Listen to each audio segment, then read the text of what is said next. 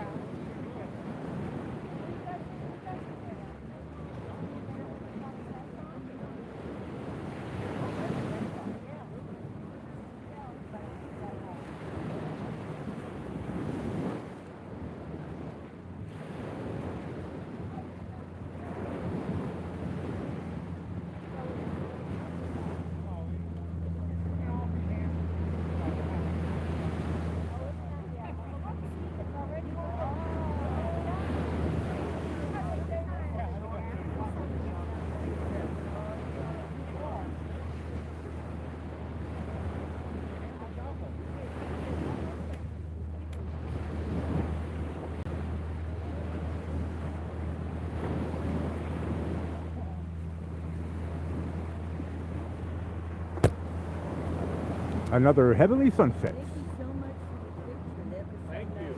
Let's go find Sunset Lady for the Afterglow Show.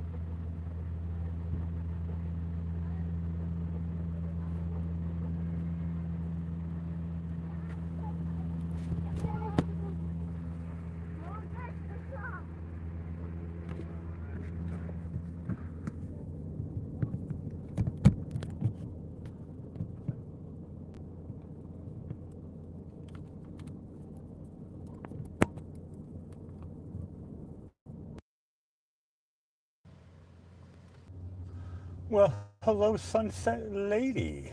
Well, hello there, Alec Whittier. What is on your mind? Well, we had another beautiful heavenly sunset tonight. That's a good thing. And tomorrow is World Marbles Day. And don't go to work day unless it's fun. And that's what we try to do every day, have a little fun. Okay, and tomorrow is National Montana Day and the Kentucky Derby. And Free Comic Book Day.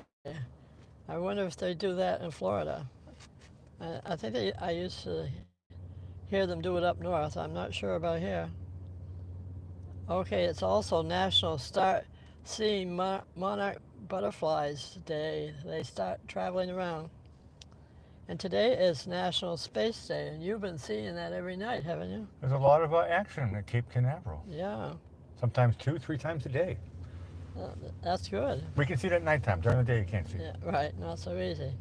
And it's National Brothers and Sisters Day. Okay, now for famous birthdays. In 1797, Abraham Gesner, a Canadian geologist and inventor of kerosene. I suppose somebody had to invent it. And in 1892, the Red Baron, the German World War I fighter ace pilot, and you and your brother Jim, and actually all of us, your dad and I, went to Rhinebeck, New York. Upstate New York, Yeah, and near the Hudson.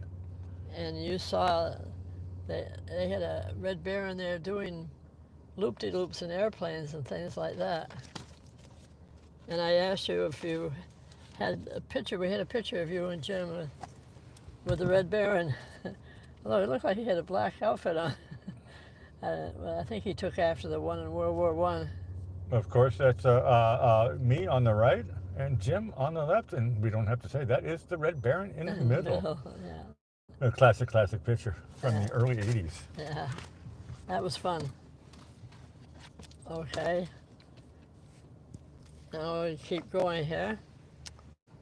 And in 1903, Benjamin Spock, the pediatrician and writer of Common Sense Book of Baby Care, and he wrote a second book that was best-selling called Baby and Child Care. I think your father and I were trying to use those books for you. Okay, 1924, Theodore Bickel, Austrian-American. I didn't realize he was Austrian-American. Stage and screen singer and actor. And he was in The Sound of Music, Fiddler on the Roof, and I love The Russians Are Coming movie. And he was a folk singer and a co-founder of the Newport Folk Festival.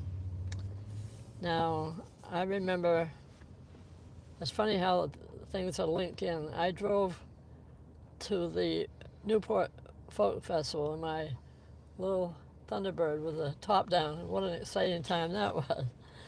And then when I was working in John Hancock, Theodore Bickel came in to do his shows in the hall, in the John Hancock Hall. And I used to get the equipment ready and things for him, whatever he needed. Well, I put the order in for him, let's put it that way. Okay, now here's a picture of him in the Fiddler on the Roof one. If I Was a Rich Man, that is the famous song. Yeah, I like that. If I was a rich man. Da, da, da. Happy birthday to Theodore Bickel. And then I found a picture of the Fiddler on the Roof. I thought, what does that look like?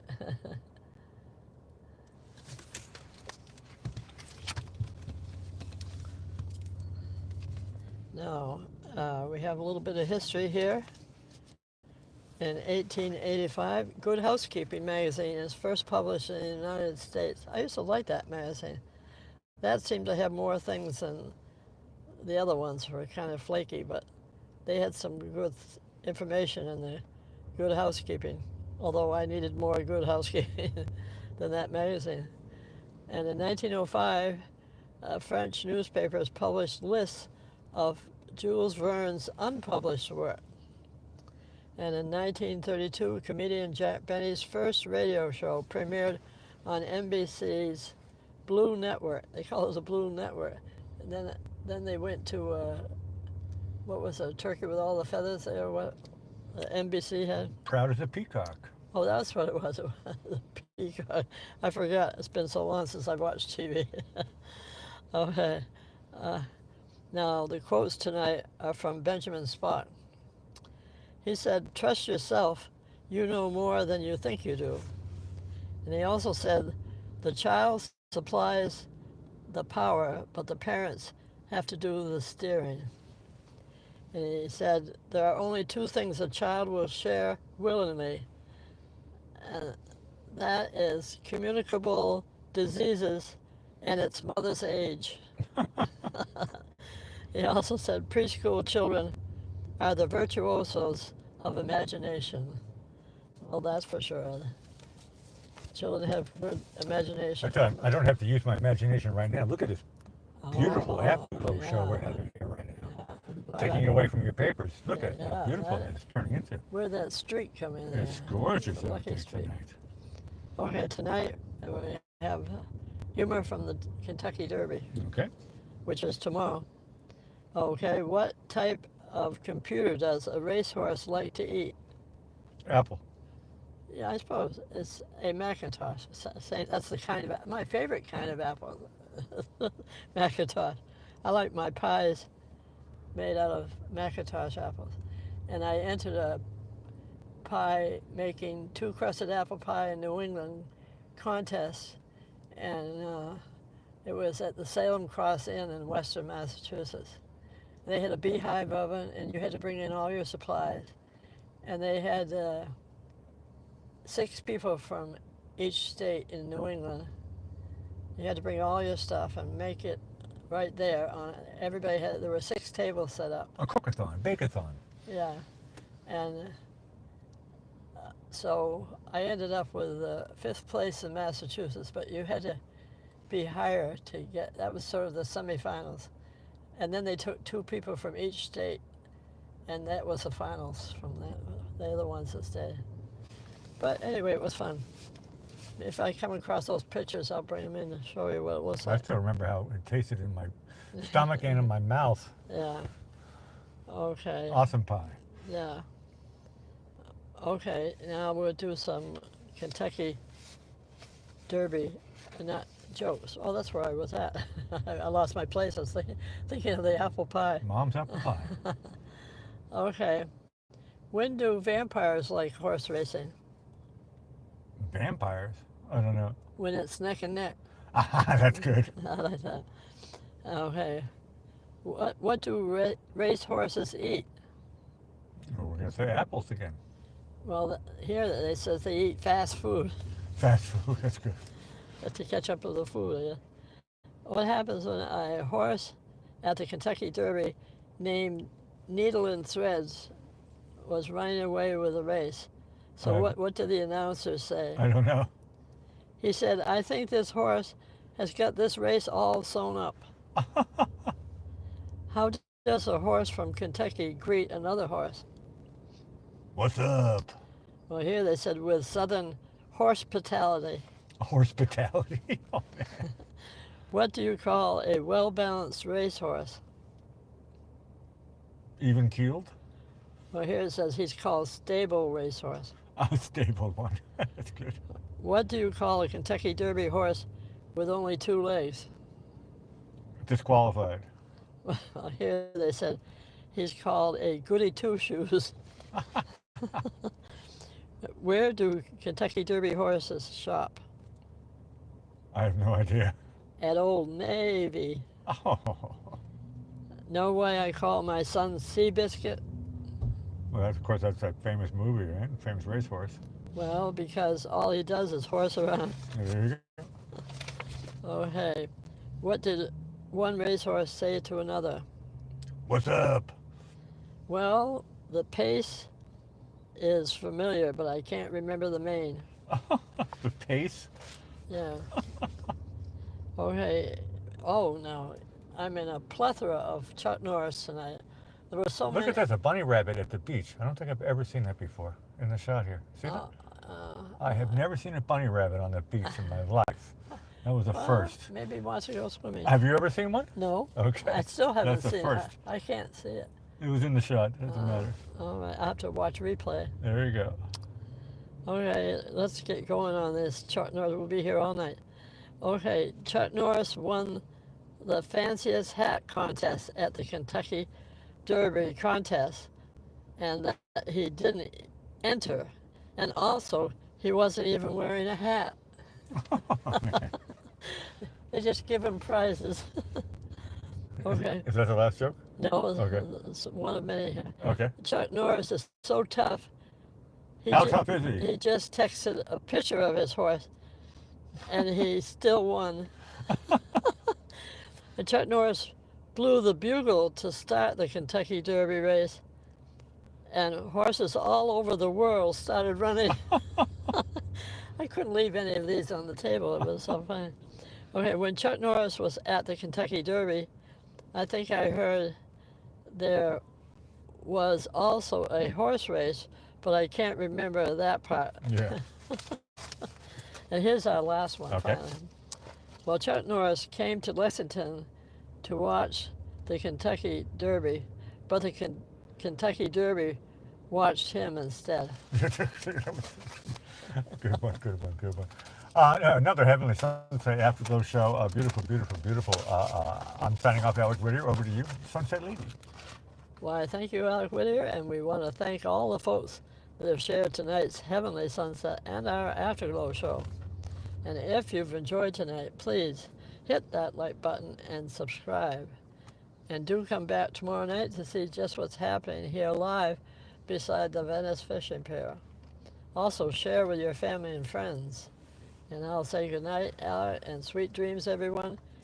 Enjoy the remainder of your day as we play our theme song called Running Around This Town that you produced under Whittier.